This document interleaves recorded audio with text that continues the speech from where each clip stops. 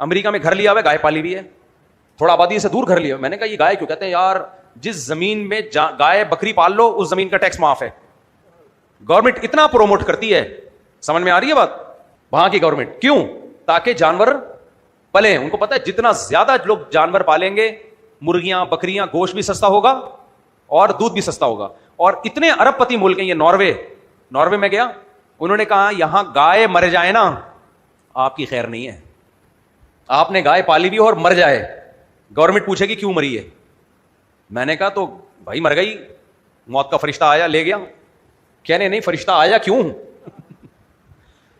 وہ کہتے ہیں کہ بھائی, میں نے کہا بھائی وہ نہیں علاج ہو. کہتے ہیں گورنمنٹ کہتی ہے جب گائے بیمار ہوئی تھی ہم فری میں آپ کو ڈاکٹر دے رہے ہیں, فری میں علاج ہو رہا ہے, تو یہ مری کیوں؟